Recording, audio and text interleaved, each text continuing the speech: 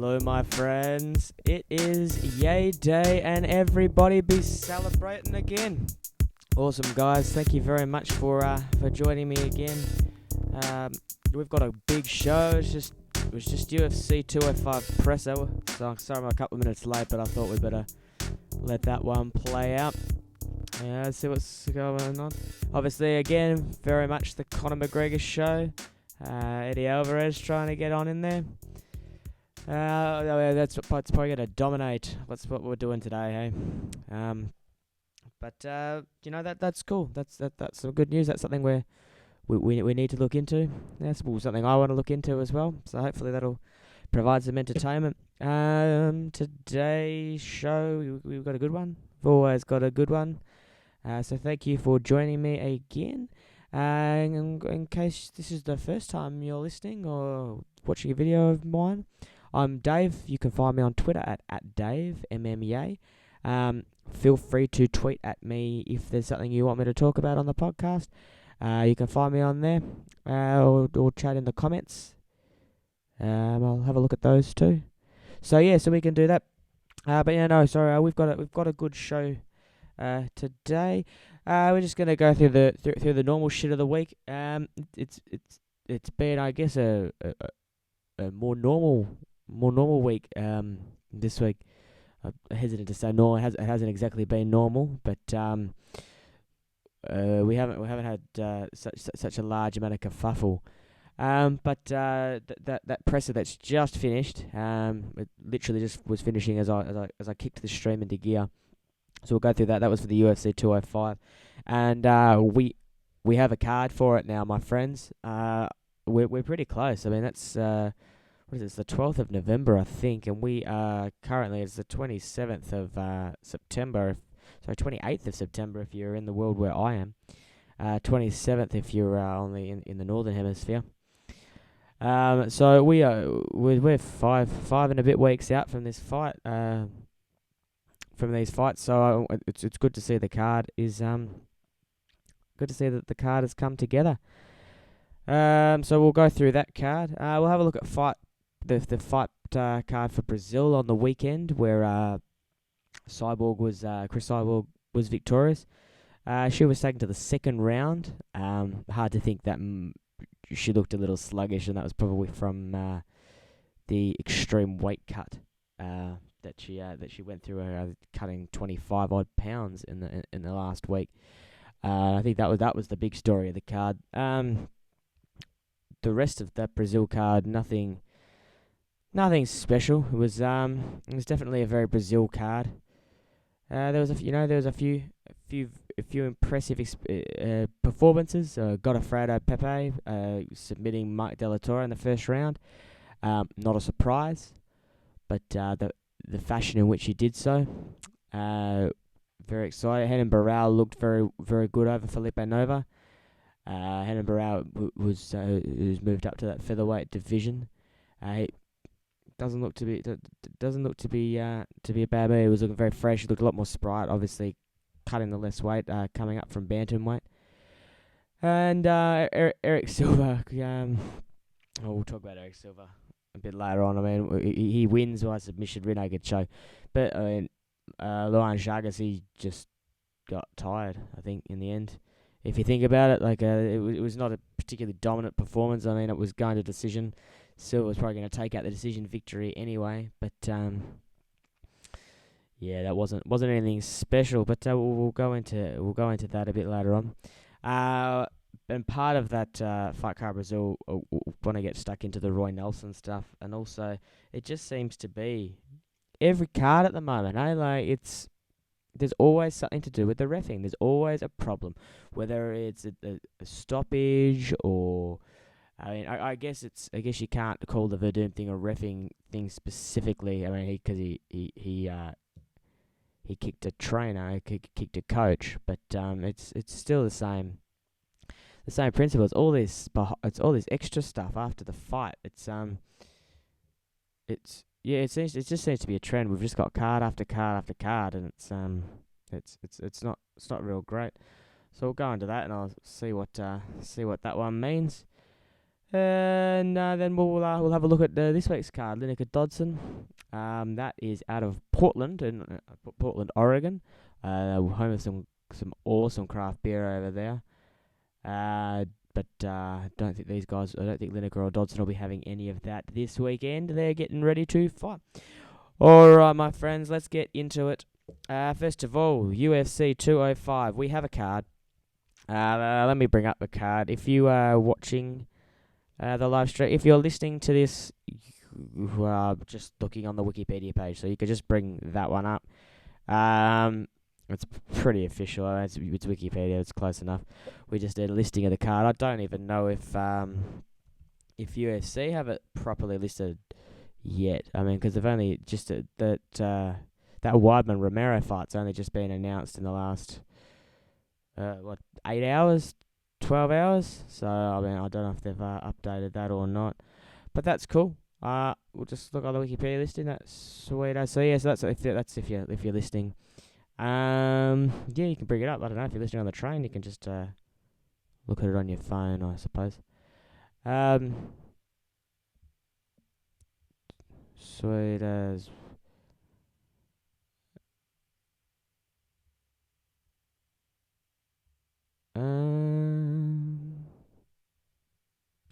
Oh, sorry, having an issue there. That's cool. We'll get that fixed.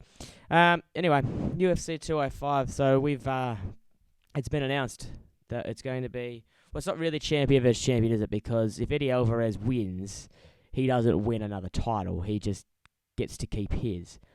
And Conor McGregor will, I suppose, if he beats Alvarez, and then I guess he's a 2-time champion. Also a two weight class champion. So I mean, there's a lot more for McGregor to gain from this than Alvarez. But I mean, it's what it seems to be the pattern of what the UFC is likes to do at the moment. That as far as making these super fights. Sorry, I'm just trying to fix this really quickly, and it's being a nightmare.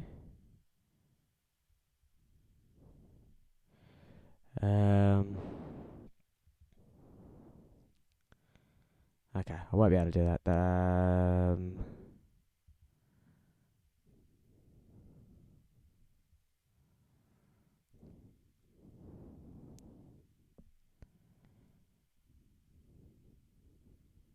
Okay. Anyway, we'll have a look at that shortly. But anyway, so we'll get back into it. So we got Eddie Alvarez versus Conor McGregor. So the interesting thing with this card is this is what Dana White's well. This is what the UFC have been gunning for. I think this is why they've been holding off on this card for so long. It's very strange to only announce this card 5 weeks out, and it's kind of like we know a lot of the other cards. I mean, we've got the Philippines card with BJ Penn. I got the Melbourne card, which I'll be covering live from, which is very exciting. With Jacare Rockhold. But 205, it certainly felt like they were holding out for something big, and I mean, they have held out for something big, so that's super cool. Because it's 205, it's your first event in New York, and I mean, they've worked so hard to get this card going for New York. So I mean, it's nice to see. It's nice to see some reward as well for There we go. We're in business. Sorry about that, guys. So that's not great, but that's shocking. Okay, I don't know what's going on, my friend. That's cool. Don't worry about it. You can just look at my pretty face, and I'll talk you through it. Sorry if you're listening at home. That's really frustrating. I'm gonna keep moving now. Okay, so yeah, so it's really strange that we're getting this card so late, but it was obvious that Dana and the UFC, they were holding off. They really wanted to get something exciting. So we've gone from Donald Cerrone versus Robbie Lawler, which is a non-title fight, which is linked as the potential main event for UFC 205. And now we've kind of the whole card's kind of flipped on itself. So the initial fights that we had announced like straight up, so it was the Donald Cerrone, Robbie Lawler, and then Robbie Lawler pulled out due to his injury. So then we've got Kevin Gastelum. So that fight has less draw, so it's moved down. That's cool. That makes sense. Chris Weidman and Yoel Romero, which was announced, just yesterday or today, within the last little bit. That's been linked to this card for ages. It seems like another one where contracts are drawn up and everyone's ready to go, but you can't quite get there. But that's got across the line in the end. So that's a really good addition. So you've now got Chris Weidman versus Yoel Romero on at the start of November, and then 2 weeks later the fight card in Melbourne, which is Jacare and Rockhold. So you could almost go, whoever wins out of Chris Weidman and Yoel Romero, the winner of that will fight the winner of Jacare Rockhold. Sorry. And now we've instantly got a number one contenders fight, which is good. I like that. Great direction. We're starting to move on, and it's really come together.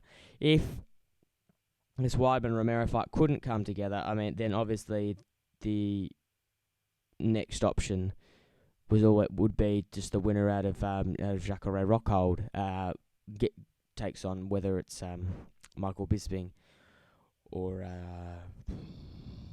that is embarrassing. But Dan Henderson. So that would, but you've got, especially if Dan Henderson loses, which there's a great chance that he will. Sorry, I should say Michael Bisping win. If Michael Bisping wins, then I mean, he just knocked out Rockhold. Rockhold wants a rematch, but he was knocked out. I get it. It was a fluky kind of shot, I suppose. But that's fighting. I mean, that's why fighting is so exciting. That's why we get into it, is because one punch can finish the fight, and one punch did finish the fight, and it put Rockhold out. Whether or not he was taking the fight seriously enough or not. That's to me, that's irrelevant. The relevant thing is, he was the champion, and then Michael Bisping, a much older competitor, possibly on his way out. This is his last shot. He's going to come in. He's going to come in with everything he's got. And Bisping wins. That's cool. That's a really good UFC story. I think we covered that. That's a really exciting story. That the UFC couldn't really ask for much better. I mean, that's a fairy tale kind of ending. So they get that, and now if Rockhold manages to beat Jacare, I guess this is where I'm going with this. Is, do we want to see that rematch? I mean, he beat Souza. It's just not enough, I suppose. But if we could bring it back, and now we've got Weidman versus Romero, and now obviously the dream situation here is for the UFC. And from my point of view, to this, what I'd love to see is Weidman beat Romero, and then I would love to see Rockhold beat Jacare. And we got Weidman versus Rockhold again, which is a rematch for the title, but they're not fighting for the title now. And then the winner of that goes on to fight Michael Bisping. And this is obviously if Bisping beats Henderson. And then Bisping could take 6 months off. He takes 6 months off, which this fight with Henderson, if he wins, could be an absolute slobber knocker. I mean, there's every chance that it's going to be a wild fight. I mean, Henderson absolutely laid Bisping out last time, which was coincidentally in Australia too. So there's a huge chance for a sensational fight, is what I'm trying to say. Sorry, Bisping may need timeout, and if that happens, that'll work out really well, because we can schedule in the new fight. We schedule in Weidman versus Rockhold. Weidman versus Rockhold 2, I should say. Winner gets a title shot. They both want title shots. Everyone wants a title shot, but these two, and these are then the last two champions. To me, that's the logical progression. So yeah, that's a great side, and I'm really pleased that's managed to come in, and it seems to be really last minute. And even in the presser, Weidman looked like he'd just kind of come in he was devastating. He's just got it signed at the last minute. And he's just got in, but that's really cool. I didn't see Romero. I wasn't actually paying too much attention, to be honest. I was setting up this I was getting set up for this stream. I had it on the background so I could just see what Connor had to say. So Connor was in typical Connor mode. The thing with this presser was the direction it was going to go in was set from the get-go. The first question, Dana, the UFC sold for $4 billion. And then, Connor, you've said you're worth $4 billion. How much are you worth now, Connor? And Connor says, I'm worth $5.2 billion. Alright, so this is the way. So that was the way that presser was going to go. So we're not going to get any time out of any of the other fighters. They might as well have not turned up. The majority of the journalists, Ariel Helwani had some nice questions. But the rest were fanboy as anything. It was almost like they all asked. Everyone was asking the same question, and it was as if everyone just wanted the opportunity to ask McGregor something, just to talk, get on TV and ask him a question. This is not what these presses are about. We're trying to find information. Excuse me. Drinks break. We're trying to get information here. We want to find out what's going on with the fights. There's a reason we do this. There's a hype these fights up, and it's when we do junk like, oh, how much are you worth, guys? Just so that you can get, and I get it. You're trying to get those little snippets, those little 15-second vocal things, so you can build it into your show, and that's cool. I mean, we can't all do these long form podcasts, right? The blog where I can write for as long as I want if I need to. A lot of these guys work for bang bang bang. But it's just, kind of pay attention to me for 2 minutes. I'm going to ask the same question everyone else did. And there was some stuff I really wanted to know, and I mean, I'm kind of... McGregor didn't really have anything to... I wanted to know why he wanted to fight Alvarez. But the problem with McGregor at press conferences is you never actually get an answer. You get some folly and all this kind of stuff. Oh, I beat everyone. Blah. And then Alvarez got sucked into that too. So Alvarez kept going on about how Connor's belt was the little boy's belt and all that kind of... Well, it's not really the little boy's belt. It's boys littler than him, but not like children. Just 10 pounds. So I get that. And Alvarez kept... that seemed to be his go-to. That was his line that he'd rehearsed and he'd practiced and he was all ready to go for. Wasn't his best, but these are fighters. This is why McGregor is so special. Is because it's easy to find someone who can fight, and it's easy to find someone who can talk.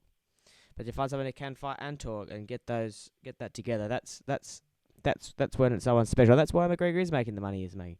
But it's very frustrating. And when we do these, and when the UFC do these big press conferences, and they've got 10 guys there. I mean, Jeremy Stevens called out McGregor and said, "Oh, he's only TKOing and I'm knocking stuff out." Yeah, that's cool. Okay, so Jeremy Stevens wants to get in, and that's a money fight for Jeremy. It's definitely a money fight for Jeremy Stevens. I mean, wow, man, Jeremy Stevens is fighting on the card, but he's going to be fighting way down.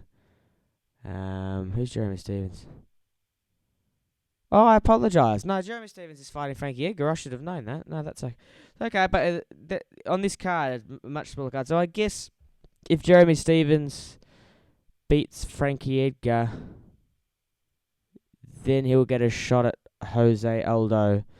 And if he beats Jose Aldo, he may get a shot at McGregor. It seems to be a very long... It seems to be 6 degrees of separation for him to try to get there, but that's cool. So we share. But anyway, I also understand that Jeremy Stevens is made time to come and sit at this presser, and it's all the Connor show. Why can't we do? We know what it's going to be like, but they want McGregor to be banging off with other people, but can we not have some an individual press conference or a press conference for just Eddie Alvarez and Conor McGregor, and then we can have a press conference for Tyron Woodley and Wonderboy Thompson, and then a press conference for Joanna Jędrzejczyk and Carolina Kowal-Kiewicz. I haven't had as long with her name to try and work it out like I get with like Joanna Jędrzejczyk, but that's cool. Carolina Kowal-Kiewicz. By the time my 205 comes around, I'll have that one down. But I mean, if we can get these, we get these littler ones, and then we can actually get some information. Because I mean, Joanna champion, they got their one question each, and yeah, so Polish women are the best, and we're gonna do this, and this fight was meant to be in Poland, but now it's here in New York, and we're very excited that it's here in New York. Yep, guilt, but that's it. And it was almost as if the presser was here's this fight. So here's a question for Tyron Woodley. He gets booed. Here's Wonderboy Thompson. He's going to be the homeboy, so we're going to cheer for him. Cerrone gets his little question. Weidman gets props for New York City for helping bring the UFC to New York. And I mean, I'm born in Melbourne. I'm based in Auckland at the moment, but I'm born from Melbourne. In case you didn't know, so I mean, it was a similar situation in Melbourne until the middle of last year when they changed the ban. But it wasn't on mixed martial arts as a whole. It was on fighting in a cage. But yeah, so I get it, and we've been waiting a long time. And you know, when you've done petitions, you've done you've done everything within your power trying to get something through, you know, get the props. So that's cool, and I'm glad to see Weidman on the card as well, because he's been a big supporter of this cause for ages. But this is a celebration, you know. UFC 205. They're coming to New York. No one thought they'd be in New York. I mean, it's taken 15 years to get back to New York. It might even be longer. You know, it's been a very long and windy road, and we make it about the Connor show again, hey? It was interesting that McGregor was saying that Alvarez was fighting this on his old contract, and Alvarez kind of agreed. Don't have the figures on that one 100%, but I can't imagine Alvarez is on too bad of a wicket now that he's the champion. But I mean, we can. That's really irrelevant. I mean, McGregor makes this all about money, and the game is even at the end of the day, the game is about money. Everyone's there to make money, but we're also here to fight. You know, we're here for they're there for fights. You know, they're performers, they're athletes. It's also about winning. It's not just about making money. I mean, you can throw look at CM Punk. If it's just about money, then okay, cool. So we watched a 38-year-old man go in and get dominated by a much younger competitor, a competitor that's young compared to me, and I'm nearly 27. That was about, you know, you can say that's about money. That was he made $500,000 plus whatever pay-per-view points, so he probably cleared over $1 million for that fight. But was that about fighting? Like, it was a terrible fight. That's not what we want to see. And the big thing is, if we keep doing these fights and we keep making it about money and it's all about this, that, and the other, then, you know, the sport goes away again. And the sport came up with no money. It's awesome. We now have the opportunity to get paid. Yeah, and that's something else. That's something else I really want to cover too. I want to go into there was an interesting Guilherme Cruz on MMA Fighting. He that's really bad. I don't know why that's not showing up. That's really annoying. Anyway, he posted. I haven't listened to UFC Unfiltered, but he kind of summarised Dana White on UFC Unfiltered yesterday, where they were going on about the Roy Nelson kick, and he's also talking about pay for fighters, and quote unquote, in this sport you eat what you kill. You can find that article on foxsports.com. Basically saying if you make the majority of the revenue for the company, then you're going to take away the majority of the revenue. Yep, that makes sense. If you are the most valuable person in the company, you're the most valuable fighter, then you should make the most. But that doesn't mean that shouldn't be at the cost of everybody else in the organization.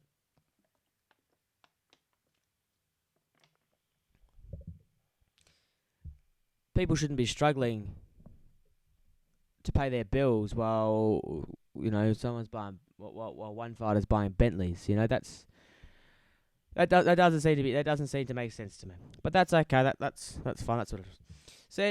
So anyway, back to 205. I'll cover that a bit later on. So we've got Eddie Alvarez, Conor McGregor, awesome. Tyron Woodley, Stephen Thompson, and Joanna Jędrzejczyk and Carolina. That's 3 championship fights. This is a big card. This is a long card. That's 1, 2, 3, 4, 5, 6, 7, 8, 9, 10, 11, 12. We've got 13 fights on this card. The Brazil card on the weekend felt really long too. That was 13 fights, and there were quite a few finishes on that card too. That said, this is an awesome card. I'm tempted to go. This card is better than UFC 200, and I know we had UFC 202, which was probably better than 202, and 198 was pretty good too. But this is awesome. I mean, you've got Jim Miller and Thiago Alves. They're going to be fighting on the Fight Pass prelims. That's the third listed fight. Tim Kennedy versus Rashad Evans is Frankie Edgar, Jeremy Stevens, Bosch and Natal. These are all actually Bosch and Natal could even be on the Fight Pass prelims as well. This is a big card because Khabib Nurmagomedov he wanted the fight with Alvarez, and he's probably deserving of the fight with Alvarez, but he's now got Michael Johnson. So interestingly, both Michael Johnson and Derek Brunson, who fought not last week, the week before, they have both been rebooked straight away. Both those winners, both those first round knockout victories, they've been rebooked straight away, which is really cool. So Johnson's gonna fight. He's gonna fight quicker. Brunson's gonna fight on that Melbourne card in November 27, and Michael Johnson's gonna fight on the 205, which is the 12th. So Khabib Nurmagomedov versus Michael Johnson. That's a cool fight. But that could actually be, if you look at the layout of the card, which you can't because the thing's stuffing up, but that's cool. Count down you got the first 5 fights, which normally that's your pay-per-view there. So we've got another 4 and then we've got another 4. So that would mean that Khabib Nurmagomedov would be versus Michael Johnson. That would be headlining. That'd be the featured prelim bout, which pushes Miesha Tate versus Raquel Pennington even lower, which is really quite strange. Miesha Tate's gone from losing the UFC Bantamweight Championship, headlining UFC 200, to not even being the featured bout on the prelim. That's a really big fall to grace. But I mean, it's the same. But the way it's listed now, and this J.O. said, I'm just looking at it off Wikipedia. I can't. The order on Wikipedia makes sense. I'm not sure exactly where this order's come from. Who's found this? It might have actually come from the official. Let's go with the official UFC card. Okay, so it's up now. Awesome.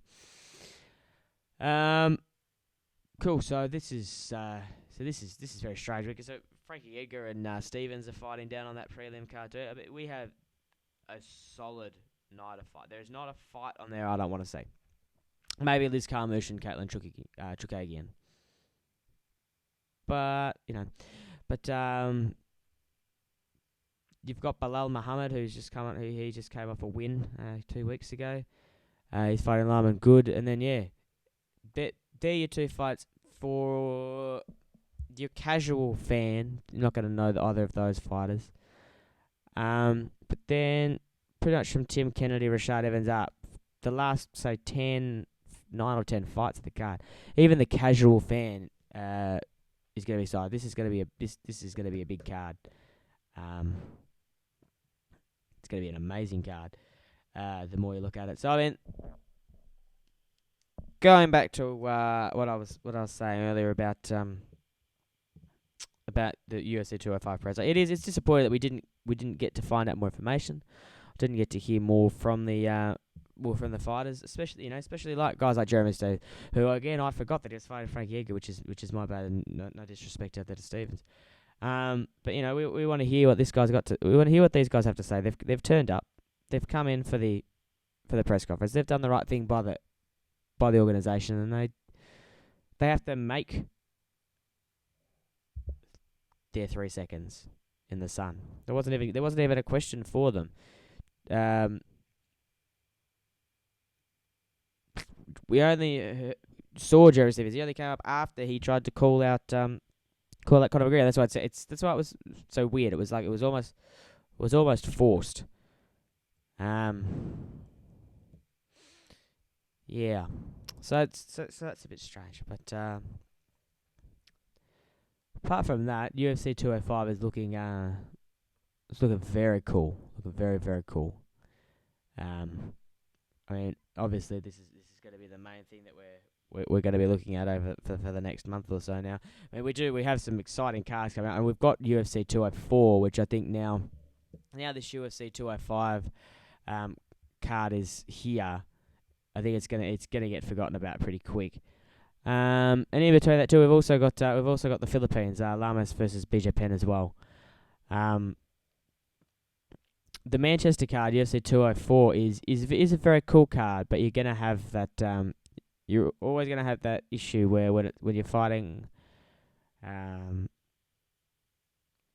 outside of the United States, you always get kind of like that regional card. So you guys like Brad Pickett and stuff are always going to turn up, but that's a reasonably stacked card too. I mean, Bisping Henderson is that can go one of two ways. That could either be a sad Legends fight that drags on, or we can see it. We can see a big knockout, and Bisping looks like he's there for business. I just don't know if Dan Henderson is, and I just don't want to see Dan Henderson die in the ring. Vitor Belfort versus Gegard Mousasi. That's a weird fight. Mousasi probably gets up in that one, but Vitor just keeps going on. This is Vitor who's been in the UFC pretty much the entire 203 events plus all the fight cards. He's been there the whole time. So I mean that's going to kind of. I think this 205 card is definitely going to overshine 204. It's kind of one of those little guys. It's like almost like 203 and 204 kind of these little fill-in gaps. 202, and that seems to be the way that the UFC is going at the moment. It seems to be if it's not a Conor card, it's a fill-in card, and they're very lucky at the moment. They just keep pimping him out, So that'll be interesting to see if Alvarez can put some hurt on McGregor and can knock him out. It'll be interesting to see where the UFC goes, because they might have to rest him till UFC 212, if he gets severely knocked out, which I'm sure has been a worry for the UFC for the last couple of years. If Chad Mendes had have knocked him out back 2 years ago, or no, that was a year and a half ago. The whole state of the UFC right now would be very different. So that's strange. So it's not strange. So that's the wrong choice of words. It's interesting to look at how this one fighter has really changed the state of everything. And if he hadn't have come along, like, where would we be with UFC? And that's the problem. The UFC is bigger than one fighter, and at the moment it's being dominated by one fighter. And I mean, and it's great that he can keep coming back again. It's awesome that he's healthy and he's all ready to go. But there are other fighters out there, And then we see the Fight Night Cyborg Landsberg, which, I mean, that's cool. Well, it's cool that Chris Cyborg gets to headline a card in Brazil. But that's not a main event anywhere in the world. Like, that was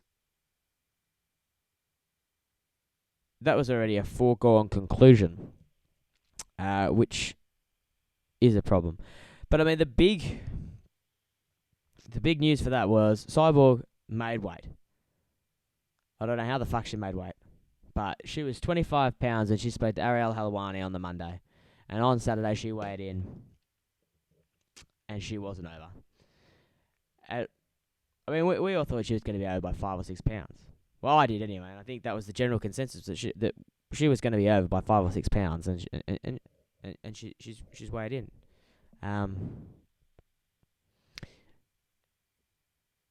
Yeah, the only person who didn't make weight was Michael Pizarres. He missed weight by 2 pounds. I mean, and then he ended up beating Gilbert Burns in a unanimous decision. I never like to see a fighter, when they don't make weight, win, especially in a unanimous decision that was a grinding affair. You always say, if he hasn't made weight, he hasn't been put through the hurt that Gilbert Burns has, because theoretically Gilbert Burns and Michael Pizarres are probably cutting a similar amount of weight. It's a lightweight bout, so they're probably walking around at 175 to get down to 155, maybe 180. And then Gilbert Burns does the right thing. He cuts weight. That's something else I want to talk about too. Dominic Cruz on the commentary for the UFC. We'll get there a bit later on. But as Dominic Cruz said, it's your job to make weight, and it is your job to make weight. And then when you beat, I mean, it's 2 pounds. But then the big question is, because Pizarres has those extra 2 pounds and he hasn't had to do that hard cut, or maybe it was a hard cut and he wasn't able to make it. I mean, I can't speculate on that, but I feel like he has the potential to blow up a lot more than Gilbert Burns does, and then use that weight. And then that was the kind of fight it was. It was a grinding, unanimous. I mean, Michael Pizarres, he won all 3 rounds. So I mean, that's a convincing win. But I don't know if he needs to do is, if he had to cut 2 more pounds, which is what he's meant to do. I wouldn't even be talking about. I would have gone, yep, cool. No worries, we moved on. But he didn't make weight, and he's won in a unanimous decision. And I feel like, did he have an advantage with that weight? That's the question. Anyway, so the main card was interesting for Brazil. The rest of the fights were kind of were up and down. A lot of decisions on the preliminary card, and a lot of unanimous decisions. So not but a lot of 30-27s. Formiga beat Ortiz 30-27, 29-28, 29-27. The Rani Michinori Tanaka fight, which was after that one, that was a little bit closer. That was 1 round, 2 rounds. But nothing very exciting. A lot of lopsided fights. A lot of Brazilians winning, which is always good in Brazil. But the main card was a bit more exciting. I mean, Godofredo Pepe. Like we need to get around this guy. The only problem is, I mean, we'll get around it. But the only thing he only seems to win in Brazil. Whenever he doesn't fight in Brazil, he loses. I mean, that's a pretty hardcore. I'm just having a look at his record now. Actually, he's only fought in the outside of Brazil once, but he did lose, so I'm not wrong. He lost to Darren Elkins in July of this year at that card that was in Illinois, Chicago. But we need to get around there. That was a super exciting fight. He went in, he exploded out of the gates, and it was awesome. It was submission attempt. It looks like he was gonna beat him out, and he just dominated Mike De La Torre, and he just dominated him in a really impressive fashion. Um, and then after 3 minutes, he was able to take his back, get back to his game. Godofredo is an impressive black belt in BJJ, and he looked every bit impressive about it in that fight. He came out hard strike. The thing with that fight was I wasn't sure how Godofredo Pepe was going to come out. I thought Mike De La Torre had the striking advantage, so Godofredo Pepe, to mitigate that striking advantage when he has a definite advantage on the ground. I was expecting to see Godofredo Pepe shooting pretty quick. Maybe we'll try and take the fight up against the cage, get into a clinch situation, and try and work your way down there. Try and work to the ground, or try and work into a dominant position through some clinch striking. But he just absolutely tore my De La Torre apart. Hey? It looked like he had the striking advantage, and maybe he did actually have the striking advantage. Maybe I read into that wrong. But he had the advantage everywhere, and then to get that rear naked choke was really impressive. There were a few submissions on the card, which is always good to see, especially in Brazil. But Eric Silva got the other Eric Spicely and Eric Silva got the other submission victories. Eric Silva was able to lock in that rear naked choke on Luan Chagas right near the end of his fight. He probably already won, and Luan Chagas was just absolutely exhausted. It was almost as soon as he put the arm around his neck and managed to get his hand on his bicep, that was it. He was tapping. He'd had enough. So yeah, I don't know what to think about Eric Silva anymore. Yes, he's winning, but his chin's gone. I mean, he was coming into that off 2 losses.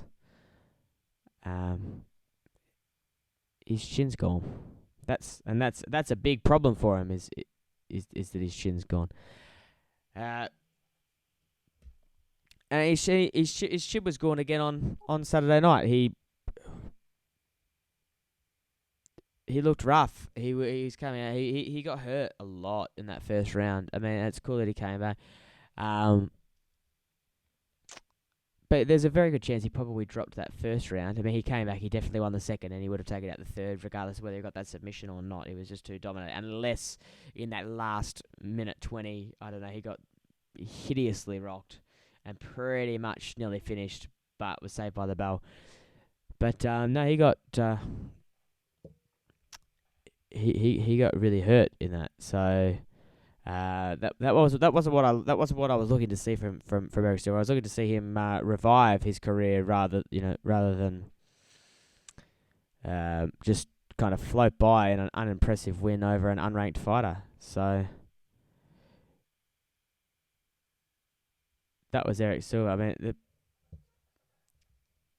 I keep thinking Eric Silva's really young because he looks so young, but he's not. I mean, he's only 32. That is young, but he's got 3 or 4 more years. But if his chin's gone, he's not going to last.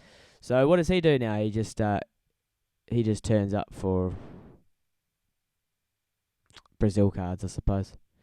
Fights in Brazil, hometown, and they give him some kind of chump.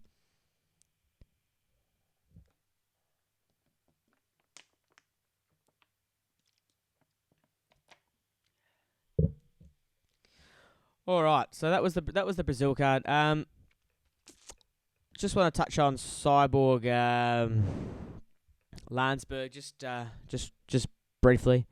What wasn't a great fight, but it was interesting to see that Cyborg was taken to the second round. I can have a quick look at Cyborg's record, but I don't think she's been to the second round in a long time. Back at Invicta 6 back in 2013. She went to the 4th round with Marlos Kanan for the featherweight championship. But no, she hasn't been taken to the out of the first in 3 years. That's crazy. So I mean, Lena Landsberg was beaten up. She was really beaten up. Um, was almost sad to watch, and it was and you could see that Mario Yamasaki really wanted to call the fight off at many times, but the opportunity just was not there. There was not enough her. And Landsberg, kudos to her. She had some great heart. She looked good. As far as defending herself, she kept trying to intelligently defend herself, but unfortunately that led to a lot more damage, and she took a lot of damage in that fight.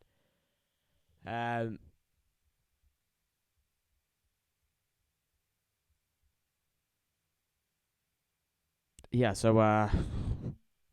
what did we learn from the Brazil card, from watching Cyborg annihilate their legs? Not much. We learnt that Henan Barao looks impressive at featherweight, and then we learnt that Roy Nelson is best friends with Antonio Silva. Apparently, didn't want to beat the shit out of him. Apparently, so he kicked John McCarthy. Apparently, didn't really look like a kick. I mean, wanted to go into that, so maybe we could touch on that really quick. I mean, I don't know if you've seen it. I should have found a GIF or something. But if you didn't see it, go and watch it. It's right at the end of the fight. It's I actually missed it the first time. I was like, okay, fight's over, and I was about to take some notes, and I missed it, and they referenced it, so I had to go back and watch it again. It was the softest little kick to the back. And it was no Verdum push kick from UFC 203. But it's not on. I mean, it's John McCarthy. You need to give respect to John McCarthy. I know Roy Nelson doesn't like Big John McCarthy, but you have to give some respect to Big John. He's been doing the game for a long time. And as such, he does deserve respect. So you can't go kicking him, but to call it a kick is, I think you're being very literal. He struck him with his foot, which is a kick, but it was kind of a No, I don't know. The more I say, there's nothing I can do to actually defend Nelson. I suppose. So he's in. I think he's in strife for that one. Dana White wants to bury him. So I guess that happened. I haven't heard anything yet. We haven't heard anything from the Brazil Athletic Commission. They have one that's like 17 letters long, so I can't remember that one. But that's cool. So they're from the Athletic Commission. So I guess it's Tuesday their time, so we've got another few days. I think they have a week to say what they're going to do, whether they're going to fine him and the likes. But you'd think he has to be fined. I mean, I know in Brazil they're cowboys and stuff over there, but you can't get away with doing that. So that'll be interesting. As far as Dana White, I mean, he says like he wants to drop Roy Nelson. I don't think you can drop Roy Nelson. He's a favourite. I mean, he's not setting the world on fire, but since Mark Hunt knocked him out, he's on another streak. So, and no, that's a lie. I have my wires crossed on that. He's lost to Derek Lewis. That's right, in July for the. Oh no, so all he's beaten is Antonio Silva and Jared Rosholt, who has been dropped from the UFC. Okay. No. It's quite likely he'll get dropped, actually. Yeah, no, he's won 2 of his last 6. And 3 of his last 9. 3 of his last 10. 3 of his last 9. Okay. Yeah, there's a very good chance he could actually get dropped, especially if you're gonna make it Excel, because there's a lot of this shit going on at the moment with referees, and I kind of like not Brazil. So Brazil, that was the only really incident. Apart from that, it was okay. There was that doctor stoppage, but that doctor stoppage was pretty justified. That was a lot of blood. And the rule there for the doctor stoppage is there in that case where if you're bleeding into your eyes and you can't see, the fight needs to be stopped. So that that seemed to be justified. But it was the week before we had those weird point deductions at the wrong time, and then there were no point deductions when there was really obvious fence holding.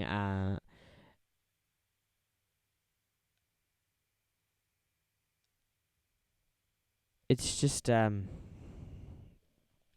it just seems to be the referees of the stars, you know. On that on that on not Brazil card, the card before, Poirier Johnson. You know, Mazzagatti losing his shoe, like all the focus seems to be on the refereeing rather than on the fights themselves. So it's very strange. It was just another thing, but just not, just more bullshit, I suppose, is what I'm trying to say. Yeah. But no, the Brazil card itself, I think I said last week, I don't like Brazil cards. I find it very hard to get excited about Brazil cards. They pack it full of Brazilian fighters that all the locals know, but no one else knows. They all come in with weird records because they only ever fight in Brazil. All their decisions are up in the air as far as whether they're legit or not, and you always get a bit of judge fuckery as well, which is always frustrating. Surprisingly, there was not really any judge fuckery on this card. I was actually surprised. So maybe someone's been paying what they need to pay. But yeah, I never get into them, and I think that's why I didn't enjoy it. I think I didn't come in with an open mind. But when you got a card that is headlined by Cyborg versus Landsberg, another UFC debut of someone that we don't know of. She's a Muay Thai striker they've pulled in because they need someone that can challenge, and she didn't challenge again.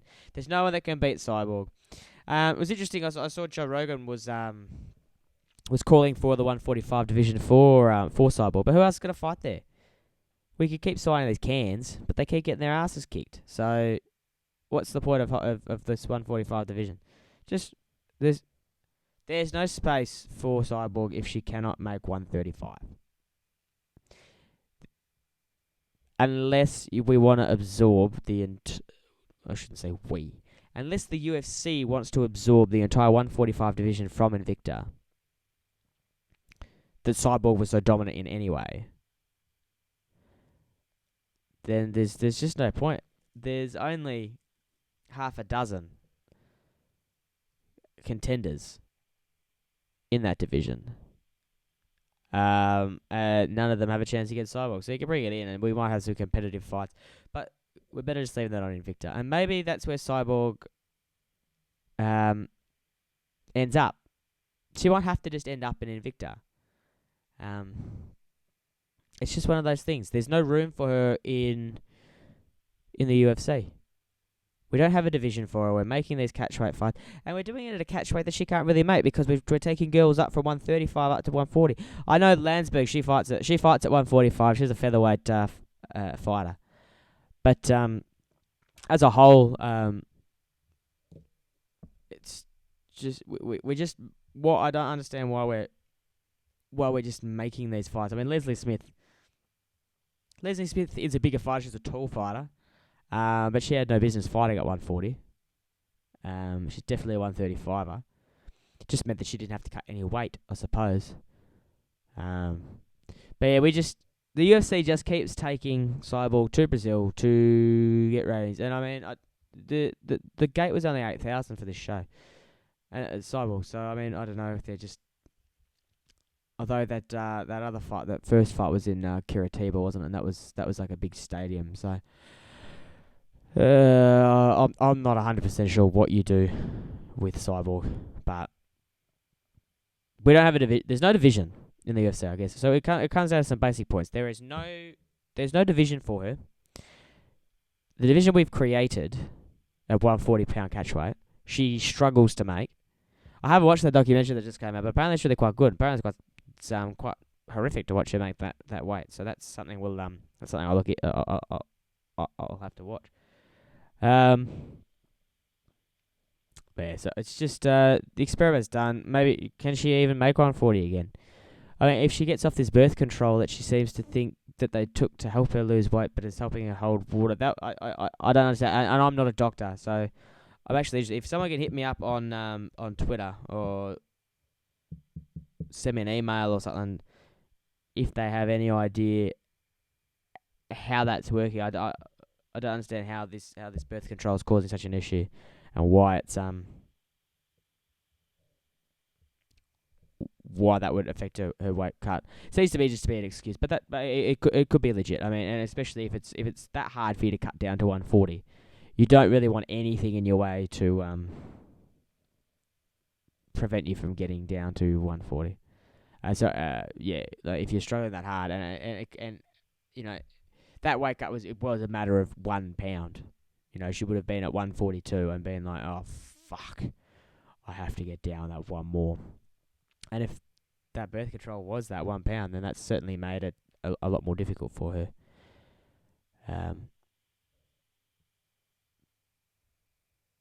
But having said that, she fights at 145, so she needs to fight in a competition where there is a 145 division, and there is, and it's Invicta, and that's a feeder organisation for the UFC.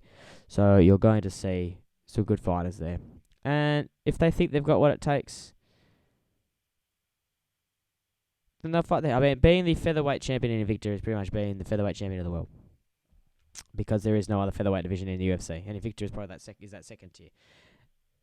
The other option for Cyborg is to go to Bellator, and they can build a whole featherweight division around her there. Which I believe they already have a featherweight division. I'm not 100% sure. But I think they do.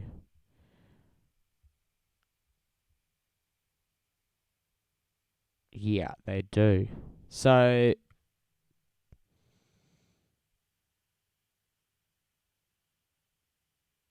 yeah, so I mean, but the UFC aren't going to want to let Cyborg go to Bellator because I mean she's such a big draw, but she needs to do what's right for her, and I'm sure that Bellator can pay her what she's worth, and it's good for Bellator too. Share the names around because Roy Nelson's going to be going there soon too, provided he doesn't get a suspension for kicking Big John McCarthy. All right, what's that time? Oh, we're about an hour in already. Shit, time's fine. All right. What I want to do is let's just have a look at the Fight Night 96 card, which is coming up in Portland this weekend. It's headlined between John Lineker and John Dodson.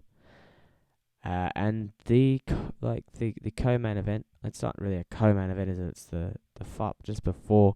Is Will Brooks versus Brazilian cowboy Alex Oliveira. That is a cool fight.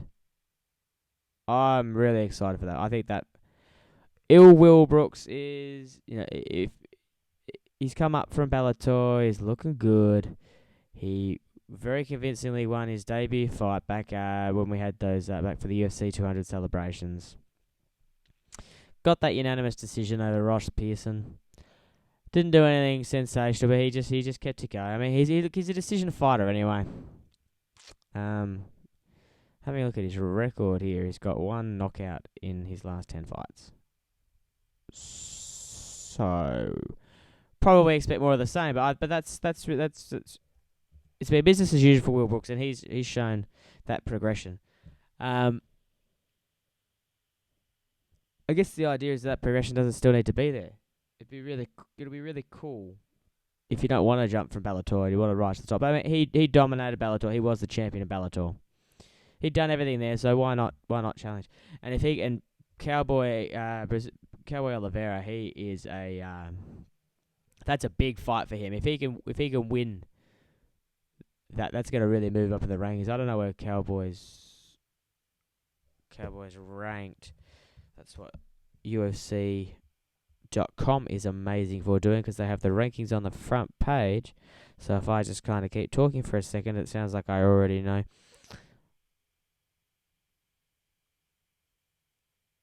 Oh wow, he's not even ranked. What? That seems very strange. He's been taking... Alex Oliveira is unranked at lightweight. Okay, what's going on there? He's won 4 of his last 5. He's 4-2 in the UFC. And the only loss he's had, he fought 4 times last year, 2 times this year. He's lost once last year, one this year, once to Donald Cerrone, once to Gilbert Burns. And he's not ranked. Interesting, but Will Brooks is ranked. That's very interesting. I was not aware of that. There you go. We learned something new. We're learning together. Okay. All right. Well, there is a lot to go for that. I mean, if Will's already ranked after that one victory, I mean, that's really cool. He's going to want to obviously climb up his rankings, so there's something there. But if Cowboy can beat Will, then he could probably break into the top 15 then. That is very, very cool. All right. Very nice. Who else have we got on that card? Josh Berkman. Berkman's fighting Otto. I don't know who he is. Brian Ortega's T-City. I love seeing Brian Ortega. He's pulled out. He was replaced by Andre Philly. And Bobby Green pulled out of his fight with Josh Berkman, so he's been replaced with Zach Otto, who'll be debuting. Tamden McCrory is fighting Nate Marquette on the Fight Pass featured bout. That's cool. It's cool to see Tamden McCrory back. He was out for a number of years, and then he won that debut fight. Well, not debut, but no, he didn't. I'm wrong. I am having an absolute mare today, my friends. I'm sorry. No, he lost to Christoph Jotko. He got knocked out in the first round. That's right. That was at McDonald Thompson. That was last year. Sorry, earlier this year. Oh, okay. Well, hopefully we'll see what's in. I don't think he can beat Nate Marquette. I think people sleep on Nate Marquette. He was a motherfucker earlier on. He's had a bit of a rough. He's had a rough little trot, but you know you can't sleep on him at all. Nate Marquette has some serious victories. I mean, he's beaten CB Dollaway, James Tahuna, Tyron Woodley, Pal Harris, Meyer, Martin Campman, Jeremy Horn, Dean Lister. I mean, Nate Marquette was a motherfucker. He's getting on a little bit, but I don't think McCreary has what it takes, but we'll see. All right, my friends, thank you for joining in. I'm sorry I was a bit scattered today. I'm just having a mare. Hey? My recall is just it's just not quite so on point. Anyway, thank you very much for tuning in. It's been had a great time. As always, the website is www. If anyone says that anymore, www.mmyay. That's mmyay.com. My Twitter is @DaveMMYAY. Facebook, facebook.com/MMYAY, MMA online, because someone stole MMA, but I don't know what they've used it for. Weird. Yeah, let us know. Comment, get involved, send me emails, read the blogs. Yeah, thank you. Thank you for spending some time. Spending the last hour with us. UFC 205 presser. That was exciting. McGregor Alvarez. That's some good news. Weidman over him. That is awesome news. That's something we've been waiting on for a while. Jeremy Stevens versus Frankie Edgar. Yeah. And the UFC have just launched a new promo video, December to Remember. So 5 events, 27 days. That's gonna be busy. All right. Looking forward to that. There's heaps of fights and shit there. Anyway, thank you for stopping by. Thank you for joining in. Until next time, peace out. I don't know why I said peace out. That's not something I say. You just have a good day. Yeah, cheers guys. Thank you.